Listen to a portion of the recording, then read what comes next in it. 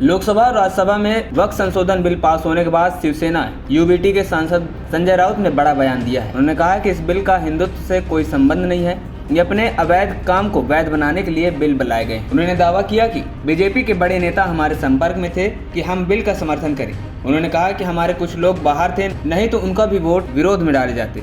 इस दौरान संजय राउत ने शिवसेना एकनाथ शिंदे गुट पर भी निशाना साधा। उन्होंने कहा कि शिंदे गुट के लोग प्रधानमंत्री नरेंद्र मोदी और गृह मंत्री अमित शाह के चेले हैं और ये लोग डरते हैं। यही नहीं, उन्होंने पीएम मोदी के थाईलैंड दौरे पर भी हमला बोला। उन्होंने कहा कि बैंकॉक में उनके मन का मसाज चल रहा था और वहां जाकर लोगों के मन और दिमाग का मसाज होता है। अमेरिका का ट्रेड वॉर बहुत बड़ा खतरा है। चीन ने वापस जवाब दिया, लेकिन हमारे प्रधानमंत्री थाईलैंड में घूम रहे थे। वहीं से पहले वक्फ बोर्ड संशोधन विधेयक 2025 पर चर्चा के दौरान शिवसेना यूबीटी के सांसद संजय राउत ने कहा था कि वो 2 दिन से संसद के दोनों सदनों में गरीब मुसलमान की काफी चिंता कर रहे हैं। अचानक इतनी चिंता होने लगी है कि मुझे डर लगने लगा है। मुसलमान भी डरे हैं और हिंदू भी डरे हैं कि कहीं गरीब मुसलमान की इतना चिंता क्यों की जा रही है। उन्होंने कहा कि मुसलमानों की भी इतनी चिंता तो बैरिस्टर मोहम्मद अली जिन्ना भी नहीं करते थे। संजय राउत ने कहा कि हमें पहले लगता था कि हम सब मिलकर एक हिंदू राष्ट्र बना रहे। उन्होंने सत्ता के पक्ष में कहा, लेकिन यह सब आपका भाषण देखकर मुझे लगता है कि आप एक हिंदू पाकिस्तान बनाने जा रहे हैं। संजय राउत ने आगे कहा कि यह बिल जो आप लेकर आए हैं वह लोगों का ध्यान भटकाने के लिए है। राउत ने कहा कि